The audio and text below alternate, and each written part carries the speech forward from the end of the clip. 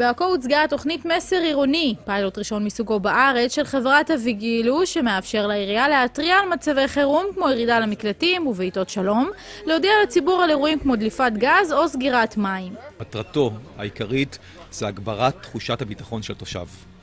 בעצם זה נותן לעירייה את היכולת מצד אחד לשלוח התראות והודעות לציבור הרחב, מבוססות מיקום במגוון רחב של טכנולוגיות. המוקד העירוני יהיה לו יכולת לפי אזורים לשלוח הודעות חירום על מקומות מסוימים שיש בו אירוע של אם זה דליפות גז, אם זה אירוע של תאונת דרכים, דברים שהתושבים מהסקרנות לא יודעים מה קורה, על מנת להרגיע גם את התושב, מוצאים הודעה כוללת למי שנמצא במתחם עצמו.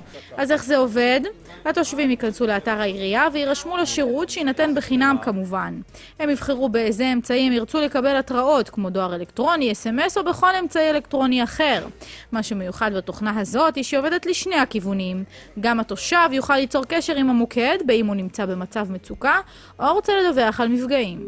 התושב נגיש לרשות המקומית, בכל הרמות, ברמה של הביטחון האישי, אם קורה לו משהו, בכל רגע נתון הוא יכול לשדר מצוקה ומיד יגיעו אליו. לוחץ על לחצן מצוקה דרך הפלאפון שלו, הוא יופיע לנו פה על המפה של המוקד, המוקדן ינסה ליצור איתו קשר, ובמקביל גם יוציא ניידת. אותו אזרח שהיום מתקשר ל-106, מחכה בתור, ממתין, ובעצם מדווח על משהו, הוא יוכל מחר בבוקר, באמצעות הטלפון סלולרי, לצלם את מה שהוא רוצה לצלם, את אותו מפגע, את אותו גזם, את אותו חור במדרכה, לשלוח לעירייה, כולל המיקום שלו, שכרגע יש פה מפגע, יקבל מהעירייה בצורה אוטומטית מספר קריאה, ויוכל לעקוב אחרי מספר קריאה שלו מול ה-106 העירוני.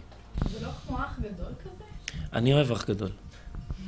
אני לא אוהב את התוכנית אח גדול, אבל אני יכול להגיד לך שבחמש שנים האחרונות, מהרגע ששמנו את המערך המצלמות בעיר, רמת הפשיעה בעיר ירדה בצורה דרמטית. מעכשיו כנראה שכבר לא נשמע בעכו רכב שעובר עם מגאפון ומודיע על הפסקת מים.